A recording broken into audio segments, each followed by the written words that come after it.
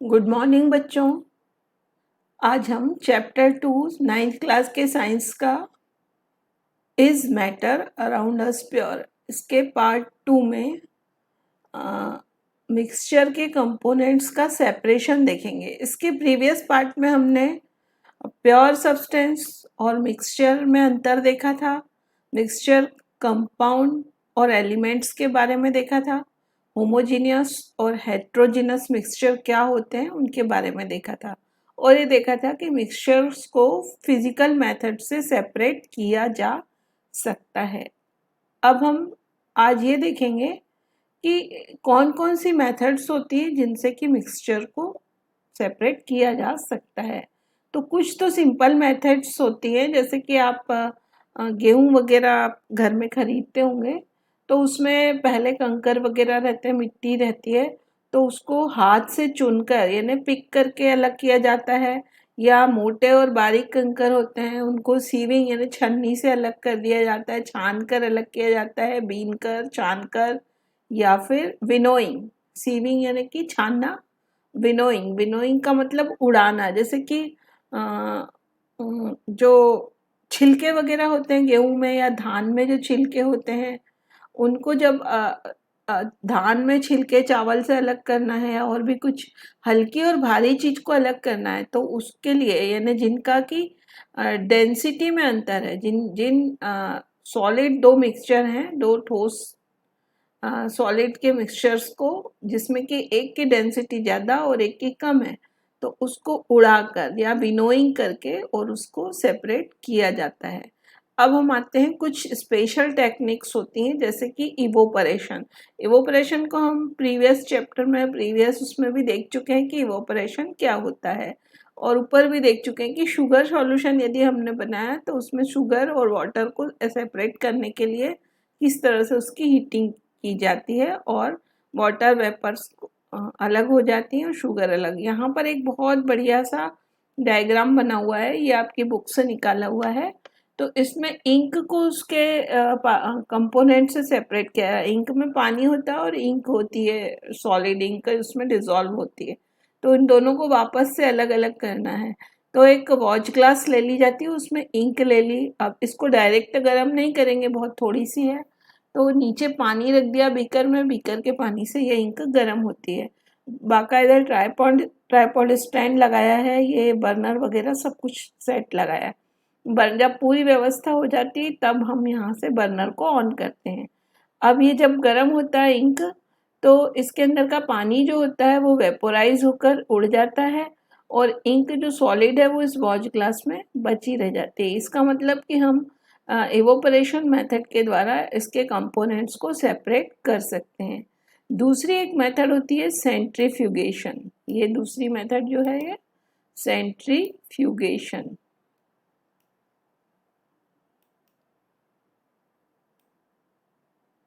Centrifugation method को आप अपने घरों में रोज देखते होंगे, या मतलब आपके यहाँ जो मलाई का दही बनता है और उसको जब मिक्सर में तेजी से घुमाते हैं तो ऊपर मक्खन निकल आता है और दही नीचे रह जाता है।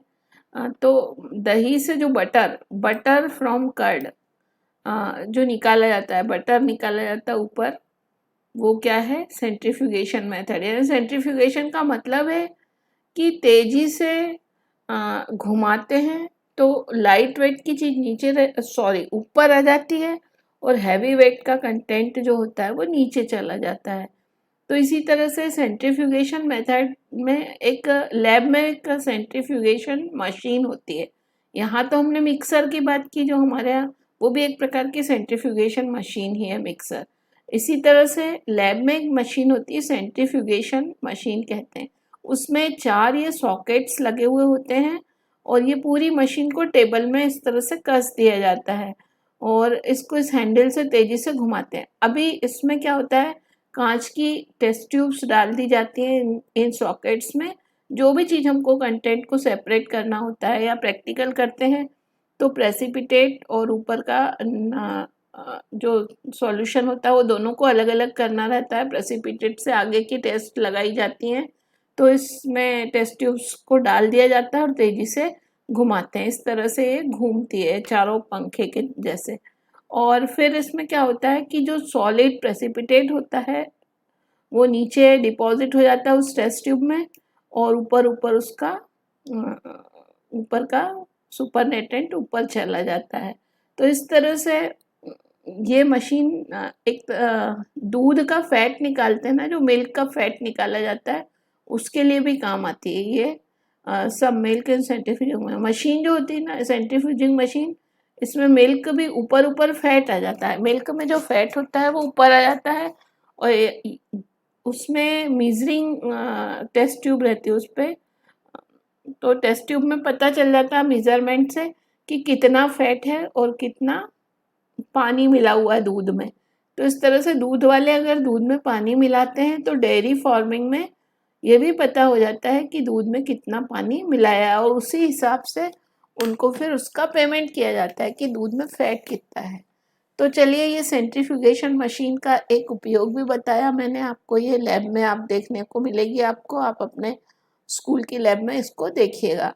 अब इसका सेंट्रीफ्यूगेशन का एक और बहुत अच्छा यूज़ है वॉशिंग मशीन में। जब आपके कपड़े ड्रायर में सूखते हैं तो वो ड्रायर क्या होता है, तेज़ी से घूमता है, तो कपड़े तो अपनी जगह पे रहते हैं, पानी चारों तरफ सेंट्रीफ्यूगेशन के कारण उड़ जाता है और कपड़े सूख जाते हैं। अब अगली मेथड है डीकेंटेशन मेथड। डीकेंटेशन मेथड, ये जो हमने हेट्रोजिनस मिक्सचर आपको बताया था ऑयल एंड वाटर का, तो ऑयल और वाटर को वैसे अब आप मिलने के बाद सेपरेट करना बहुत मुश्किल होता है, लेकिन यदि उसको, ये एक सेपरेटिंग फनल है, ये देखिए, इसमें यदि ऑयल और वाटर के मिक्सचर को डाल दिया जाए तो ऐसे सेपरेटिंग फनल से ऐसे मिक्सचर सेपरेट होते हैं जो आपस में मिसिबल नहीं होते हैं, एक दूसरे इमिसिबल होते हैं। मिसिबल यानी मिल जाना, इमिसिबल यानी बिल्कुल एक दूसरे से मिलते नहीं हैं, तो वो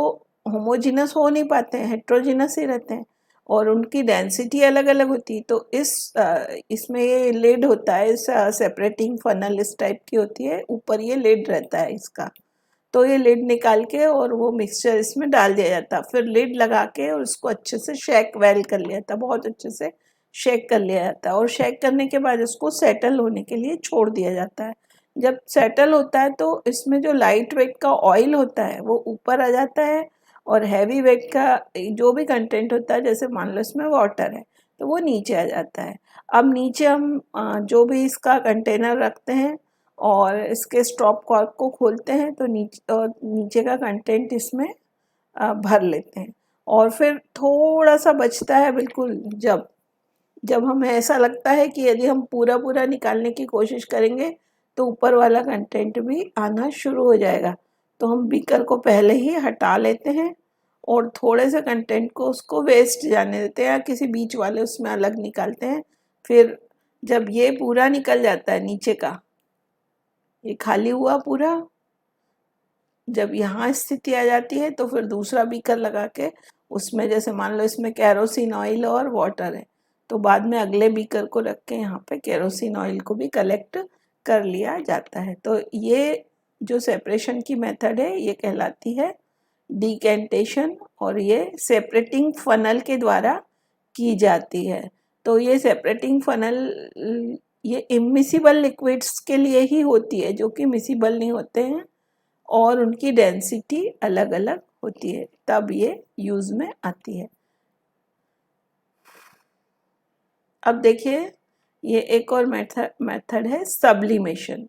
तो सब्लिमेशन की मेथड जो है कैम्फर फ्रॉम सॉल्ट, ये कपूर जो होता है, कैम्फर और सॉल्ट यदि मिक्स हो गया हो तो उसको कैसे एक दूसरे से सेपरेट करेंगे, या अमोनियम क्लोराइड हो गया हो मान लो, अमोनियम क्लोराइड भी इवोपरेशन हो, सॉरी सब्लिमेशन होने वाला कंटेंट होता है। सब्लिमेशन की डेफिनेशन आप पिछले चैप्टर में देख चुके हैं, जब हमने स्टेट चेंज देखा था तब देखा था कि यदि सॉलिड डायरेक्ट गैस में कन्वर्ट हो जाता है, बीच की स्टेज आती ही नहीं लिक्विड स्टेट, तो उस फिनोमिना को क्या कहते थे हम, सब्लिमेशन।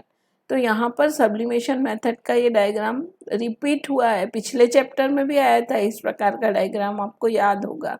तो ये same tripod stand, burner, watch glass या चाइना डिश, और इसमें कैम्फर और सॉल्ट का मिक्सचर रखा हुआ है। अभी बर्नर ऑन तब तक नहीं करेंगे जब तक कि पूरा सेटअप जम नहीं जाता है।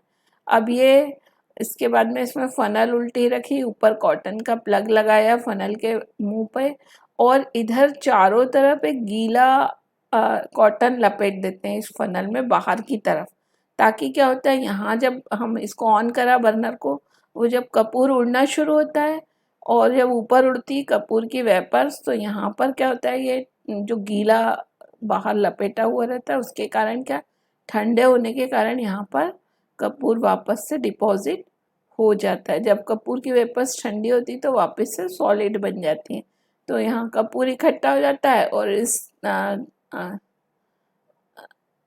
चाइना डिश में क्या होता है, नमक नीचे बचा रह जाता है। इस तरह से कैम्फर और सॉल्ट को एक दूसरे से सब्लिमेशन मेथड के द्वारा सेपरेट किया जाता है। तो चलिए अगली मेथड क्या है, ये क्रोमेटोग्राफी। अगली मेथड है क्रोमेटोग्राफी। क्रोमेटोग्राफी के द्वारा different pigments from extract of flower petals, जो फ्लावर पेटल्स होती हैं, फूलों की पत्तियां होती हैं, उनमें जो अलग अलग कलर्स होते हैं उनको अलग अलग करने के लिए इस क्रोमेटोग्राफी मेथड का यूज़ किया जाता है। और इसका नाम भी क्रोमेटोग्राफी इसलिए रखा, क्रोम मीन्स कलर होता है, यानी कलरफुल पिगमेंट्स यदि एक दूसरे में मिले हुए हैं तो उनको सेपरेट करने के लिए इस मेथड का यूज़ किया जाता है। इस मेथड में क्या होता है कि एक जार लिया जाता है, उसके अंदर जो मिक्सचर होता है कलर्स का वो नीचे भरा हुआ होता है, उसका सॉल्यूशन मान लीजिए। अब क्या होता है, इसमें एक जार में ऊपर से एक ग्लास रॉड में एक फिल्टर पेपर की स्ट्रिप लटका दी जाती है। ये स्ट्रिप ऑफ फिल्टर पेपर ये लटका दी गई यहाँ पे, और इसको बस फिल्टर पेपर में ये जो है अपने आप ऊपर चढ़ता है ये, तो जिसकी स्पीड ज़्यादा होती जिस कलर की, उसका डॉट ऊपर बनता है, जिसकी स्पीड कम होती है वो नीचे। इस तरह से स्पीड के according to speed of particles ये ऊपर चलते हैं, और फिर इनके डॉट अलग अलग बनते हैं या कलर्स की स्ट्रिप्स अलग अलग बन जाती हैं।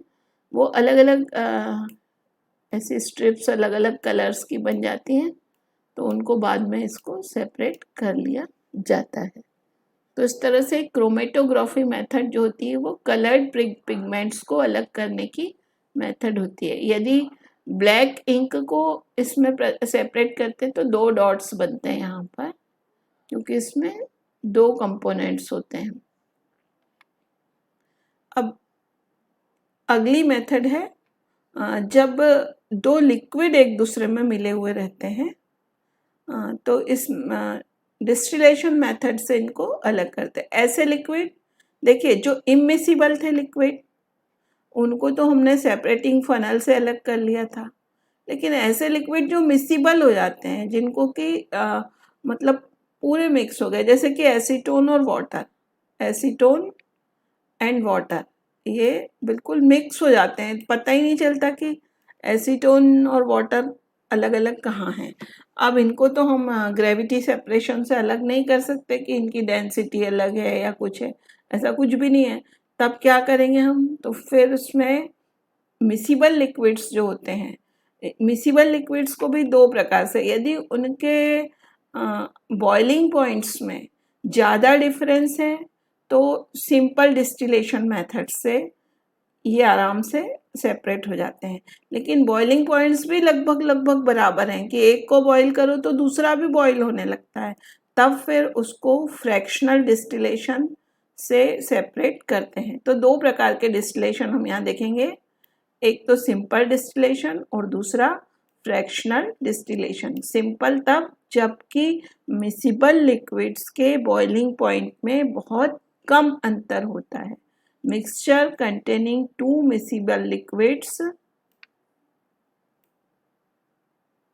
that boils without decomposition and have sufficient difference, यानी कि ज़्यादा difference in their boiling points. तो ये इसकी विशेषता है सिंपल डिस्टिलेशन। अब देखिए डिस्टिलेशन के लिए जो सेटअप लगाया जाता है वो क्या होता है। एक तो यह स्टैंड आप जानते हैं, क्लैंप होता है इसमें, ये ट्राइपॉड स्टैंड से परिचित हैं आप लोग, बर्नर है। ये जो फ्लास्क होता है इसको कहते हैं round bottom flask, RB flask बोलते हैं या राउंड बॉटम फ्लास्क भी कहते हैं इस फ्लास्क को, ठीक है। और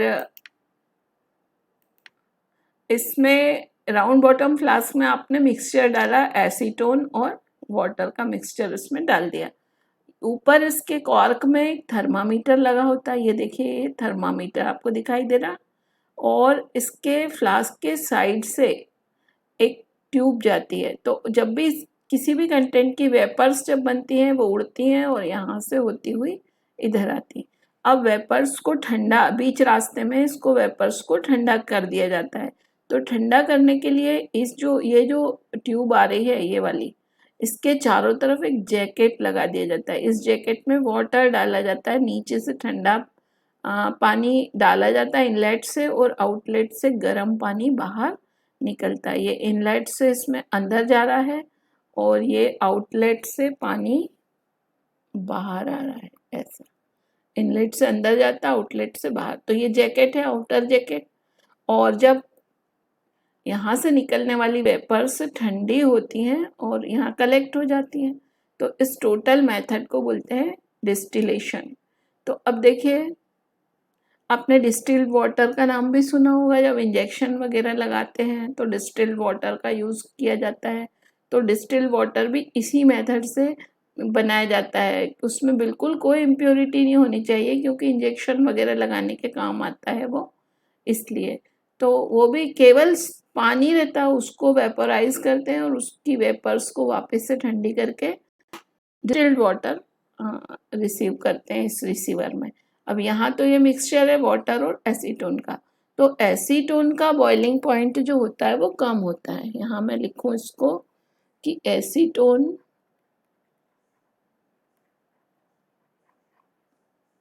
बॉइलिंग पॉइंट कम होता है, ठीक है, लेस होता है। और वाटर का बीपी जो होता है बॉइलिंग पॉइंट ज़्यादा होता है। तो जिसका बॉइलिंग पॉइंट कम होता है वो वाला लिक्विड पहले वेपोराइज होता है। अब एसीटोन की वेपर्स पहले बनेंगी, यहाँ से होते हुए यहाँ ठंडी भी होंगी और फिर एसीटोन वापस से लिक्विड में बदल जाएगा। तो आपको मालूम होता है कि जब तक किसी लिक्विड की पूरी वेपर्स नहीं बन जाती, जब तक क्या होता है, थर्मामीटर का टेम्परेचर जो होता है वो फिक्स रहता है। थर्मामीटर जो है वो एसीटोन के बॉइलिंग पॉइंट पे फिक्स रहेगा, हम उसको देखते रहेंगे। हमारी नज़र जैसे ही टेम्परेचर आगे बढ़ा, इसका मतलब कि एसीटोन यहाँ से अब पूरा ख़त्म हो चुका है। तो हम ये जार बदल देंगे, यहाँ पर जो बीकर है इसको चेंज कर देंगे और दूसरा बीकर लगा देंगे। अब जो वेपर्स आएंगी वो वाटर की वेपर्स आएंगी और वो यहाँ पर आकर वापस से ठंडी होंगी।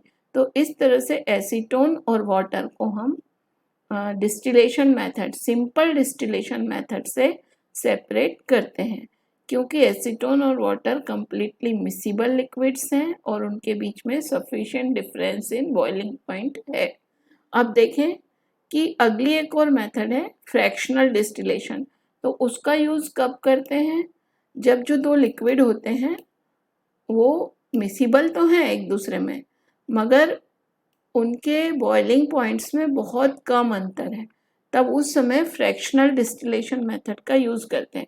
अब इन दोनों मेथड्स में आप देखिए पूरा सेटअप लगभग सेम लगा हुआ है, लेकिन यहाँ पर एक नई चीज़ लगी हुई है। ये यहाँ देखिए, इसमें केवल थर्मामीटर है, लेकिन इस जार में ये राउंड बॉटम फ्लास्क जो है इसमें पहले एक फ्रैक्शनेटिंग कॉलम, ये लिखा है इसका नाम, ये देखिए ये क्या लिखा है, फ्रैक्शनेटिंग कॉलम।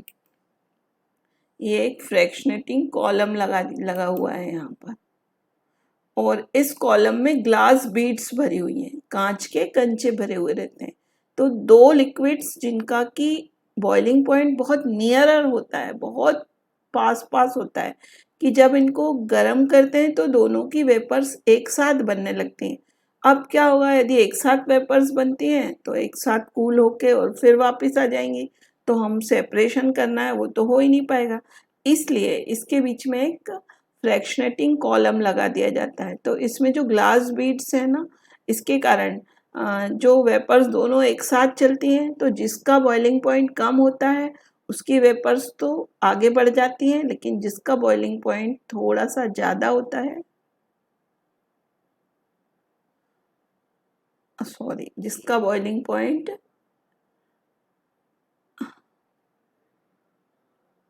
कम होता है, हाँ, वो आगे निकल जाती हैं। जिसका बीपी ज़्यादा होता है वो यहीं वापस से रुक जाती हैं, यहीं टपक जाता है वो लिक्विफाई होके, और जिसका ज़्यादा होता है वो आगे बढ़ जाता है, तो यहाँ पर कलेक्ट हो जाता है प्योर लिक्विड। उसके बाद में सेकेंड लिक्विड जैसे कि इसमें होता था वैसे ही कलेक्ट होता है। तो टेम्परेचर देखकर उसको हम कर सकते हैं। तो यहाँ पर भी ये लिखा हुआ है कि fractionating column is a tube packed with glass beads. The beads provide surface for vapors to cool and condense repeatedly. चलिए, तो अब हम देखें हाउ, अगला क्वेश्चन है हमारे पास एक, how will you separate a mixture containing kerosene and petrol? अब kerosene and petrol, difference in their boiling point is more than 25, which are miscible with each other. तो एक तो है केरोसिन और पेट्रोल को आप डिस्टिलेशन मेथड से अलग तो करोगे, मगर भाई इसको गर्म नहीं कर पाओगे यहाँ पर। उसकी मेथड डिस्टिलेशन तो होती है मगर दूसरे टाइप की होती है, ये नहीं होगी। इनको सिंपल डिस्टिलेशन मेथड से सेपरेट किया जा सकता है। नेक्स्ट है यहाँ पर व्हाट इज सॉल्यूशन। सॉल्यूशन का कंसंट्रेशन कैसे निकाला जाता है, इसके जो फॉर्मूलेज हैं, तो सॉल्यूशन का कंसंट्रेशन सॉल्यूट के, हमने देखा था डाइल्यूट सॉल्यूशन होता है, कंसंट्रेट सॉल्यूशन होता है, और इसको सैचुरेटेड, नॉन सैचुरेटेड, अनसैचुरेटेड और सुपर सैचुरेटेड सॉल्यूशंस भी कहा था। तो सॉल्यूशंस का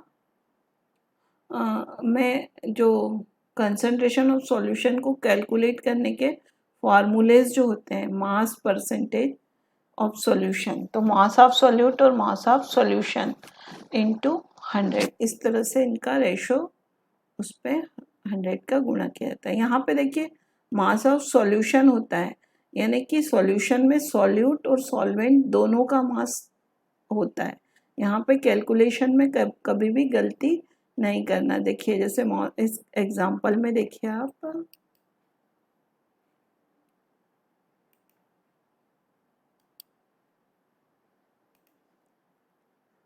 ये a solution contain 40 grams of common salt in 320 grams of water, है ना।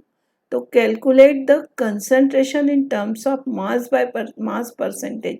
तो आप देखिए सॉल्यूट का मास उसमें कितना दिया हुआ है आपको, 40 ग्राम्स दिया हुआ है, तो आप ऊपर तो यहाँ पे 40 ग्राम्स ले लेंगे, ठीक है, ये लिया आपने 40 ग्राम्स, और नीचे जो डिनोमिनेटर में आएगा मास ऑफ सॉल्यूशन है, तो सॉल्यूशन में क्या होगा, ये 40 सॉल्यूट और ये वाटर, ये दोनों जुड़ेंगे, तो 320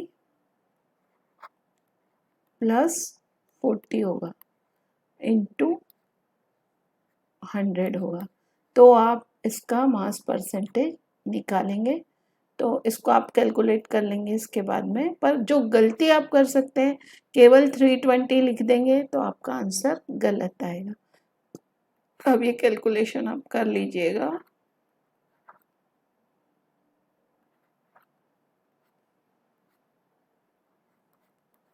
इसकी वैल्यू निकाल लिया। अब आगे हम आते हैं, इसी तरह से मास बाय वॉल्यूम परसेंटेज होता है। ये मास बाय मास था, ये मास बाय वॉल्यूम, यानी सॉल्यूट का तो मास लिया लेकिन जो नीचे सॉल्यूशन है उसका वॉल्यूम लिया, ठीक, इंटू 100 किया। और वॉल्यूम बाय वॉल्यूम में ऊपर सॉल्यूट का भी वॉल्यूम लिया और सॉल्यूशन का भी वॉल्यूम इनटू 100। तो इस तरह से कैलकुलेशन किए जाते हैं। ये एक और प्रॉब्लम है कि 36 ग्राम सोडियम क्लोराइड है ये,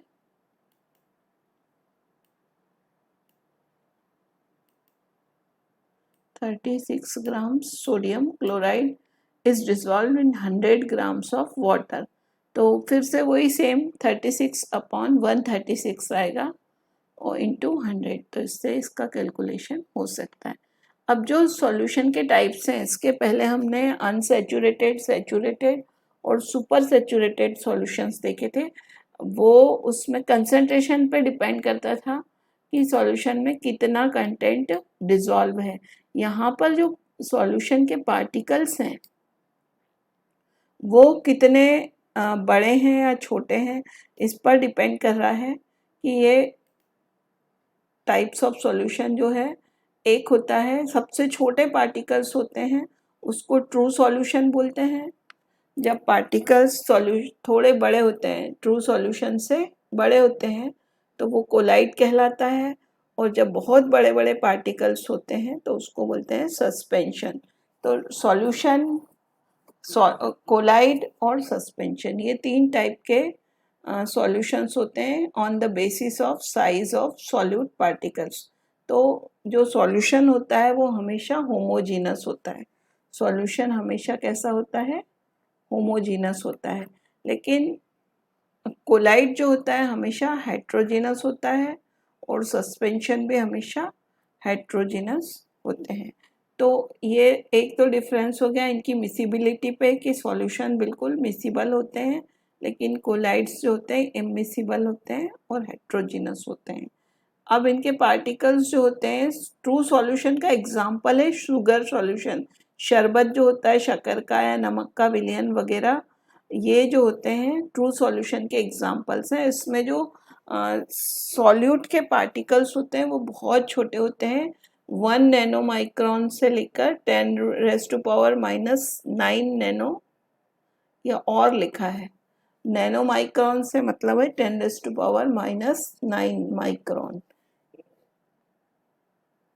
तो ये 1 नैनो माइक्रोन से भी छोटे होते हैं, लेस देन 1 नैनो माइक्रोन के होते हैं। और इसके बाद में जो कोलाइड्स के पार्टिकल्स होते हैं वो इसकी अपेक्षा बड़े होते हैं, कंपैरेटिवली बड़े होते हैं, सॉल्यूशन से बड़े लेकिन सस्पेंशन से छोटे होते हैं। तो इनका 1 नैनो माइक्रोन से 10⁻³ या यूं कह दे 1000 नैनो माइक्रोन तक होता है। और जो सस्पेंशन के पार्टिकल्स होते हैं वो बहुत बड़े बड़े होते हैं। अब एग्जाम्पल देखिए इसका एग्जाम्पल तो आपको मैंने बता दिया है, शुगर सॉल्यूशन। और मिल्क वगैरह जो होता है, मिल्क जो होता है वो कोलाइड होता है एक प्रकार का। और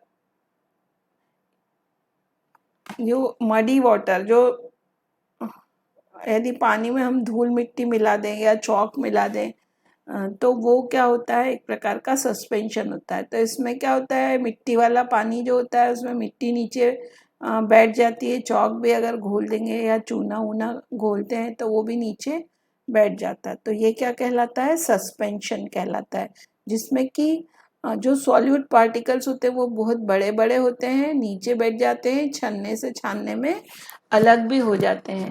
लेकिन आप शुगर सॉल्यूशन को यदि फिल्टर पेपर या छन्ने से छानेंगे तो वो पार्टिकल सब छन्नी के नीचे चले जाते हैं। इसी तरह से कोलाइड के पार्टिकल्स भी होते हैं। यदि दूध को आप छन्नी से छानेंगे तो दूध के सारे पार्टिकल्स छन्नी से भी नीचे चले जाएंगे। ऐसा नहीं होगा कि दूध के पार्टिकल्स ऊपर रुक गए और पानी पानी नीचे चला गया, ऐसा नहीं होता है।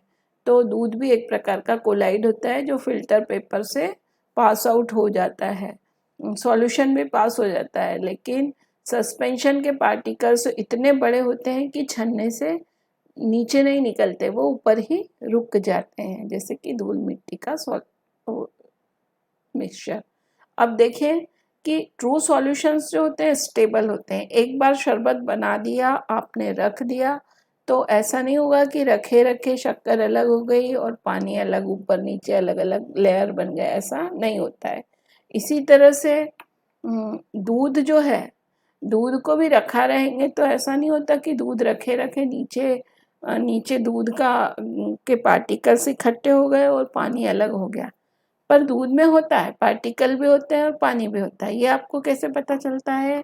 जब आप दही जमाते हैं, दूध में यदि दही जमाया तो आपको पता चल जाएगा कि दही में पानी कई बार दूध जब फट जाता है, थोड़ा सा नींबू डालिए।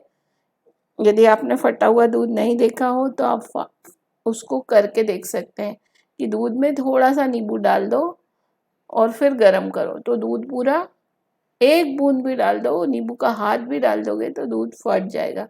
तो तब वो अलग अलग हो जाएगा, तो तब छान सकते हैं। लेकिन जब तक दूध ओरिजिनल फॉर्म में है तब तक वो कैसा है? कोलाइड है।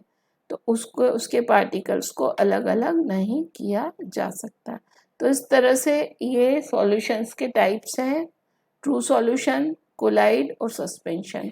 उनकी प्रॉपर्टीज होमोजीनस और ये दोनों हेट्रोजीनस। साइज सबसे छोटा 1 नैनोमाइक्रोन, 1 से 1000 नैनोमाइक्रोन, 1000 से भी बड़े।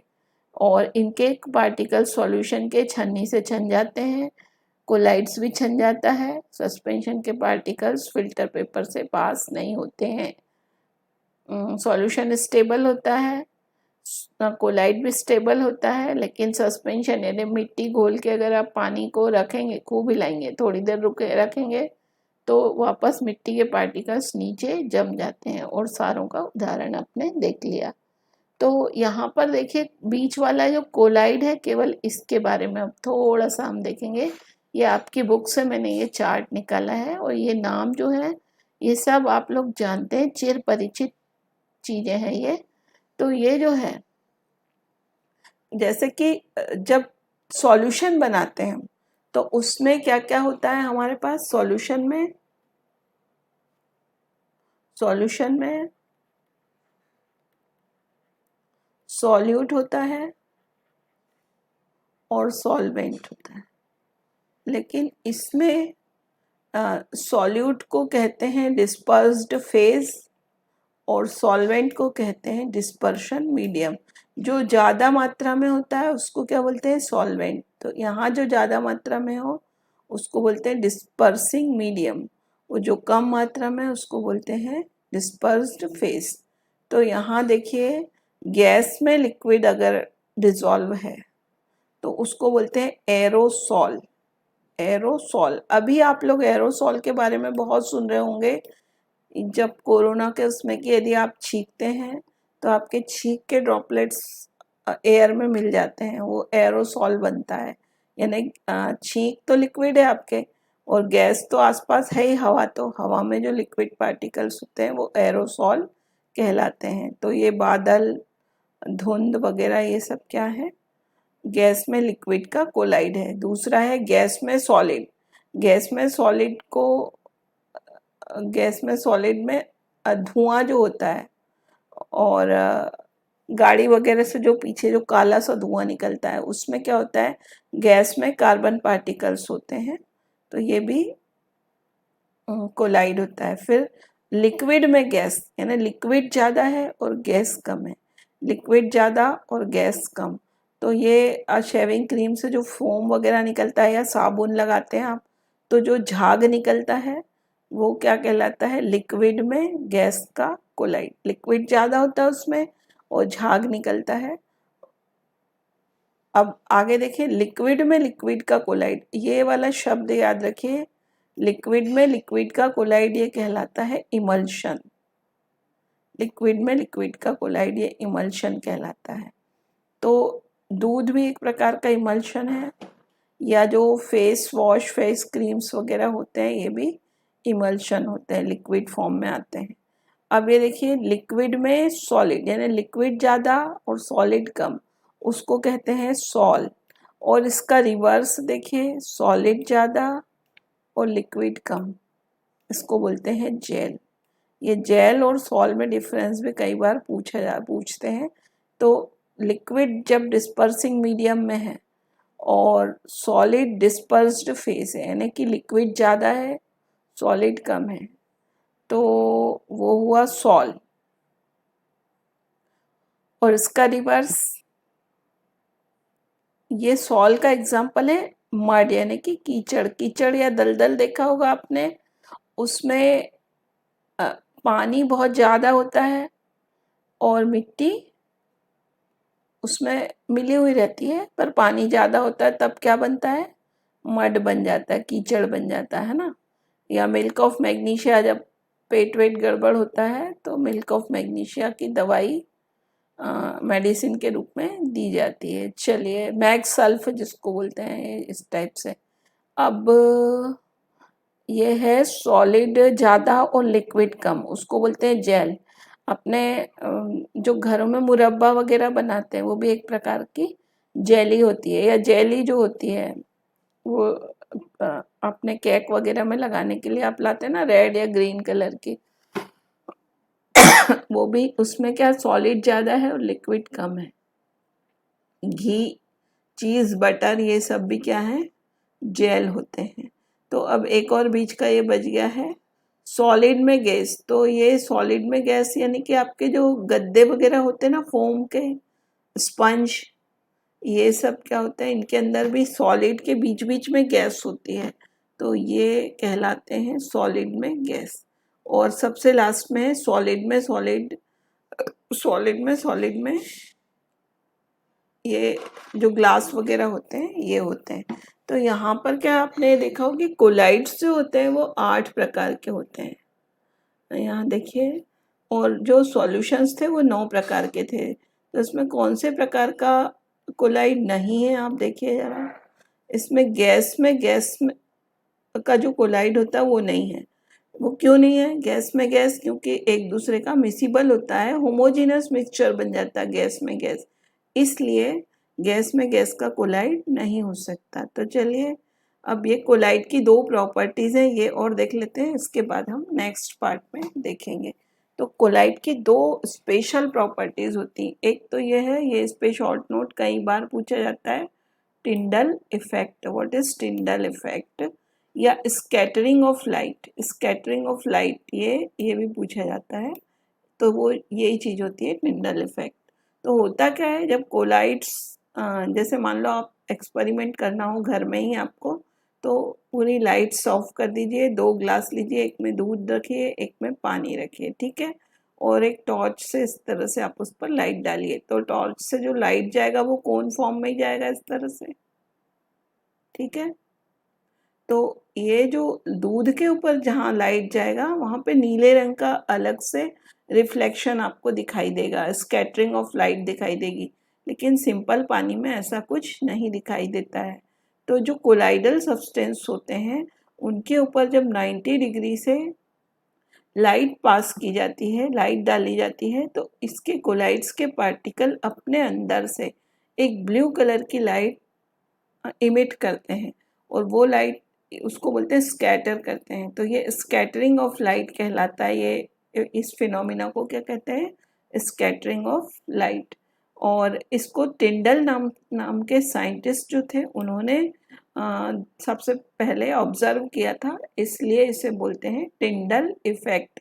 और ये जो कोन बनता है इसको बोलते हैं टिंडल कोन भी कहते हैं। ये जो कोन बनता है इसको टिंडल कोन कहते हैं। तो ये कोलाइड की प्रॉपर्टी होती है। The particles of colloid are large enough to scatter a beam of light passing through it and makes its paths visible.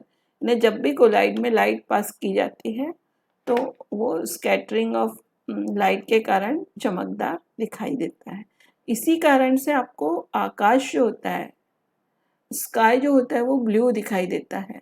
वो भी स्कैटरिंग ऑफ लाइट के कारण ही होता है, क्योंकि आसमान में एक प्रकार का कोलाइड होता है। अब एक और प्रॉपर्टी होती है कोलाइड की, पार्टिकल्स की। जब धूप किसी स्लिट में से हमारे कमरे के अंदर आ रही होती, तो जो धूल के पार्टिकल्स होते हैं उनको आपने इस टाइप से झिकझैक मोशन करते हुए देखा होगा, इस टाइप से, यूं यूं यूं किसी भी डायरेक्शन में ये चल रहा है जैसे। तो इस तरह से ये मोशन करते रहते हैं। इस मोशन को कहते हैं ब्राउनियन मूवमेंट या ब्राउनी मूवमेंट। तो इसको रॉबर्ट ब्राउन ने डिस्कवर किया था, इसलिए इसे कहा Brownian movement. The colloid particle are moving at random in zigzag motion in all direction. This type of zigzag motion is called Brownian movement. तो अब हम कोलाइड के प्रॉपर्टीज को समराइज कर लें। एक तो हेट्रोजीनस होती हैं, सबसे पहले ये हेट्रोजीनस होती हैं, ठीक है।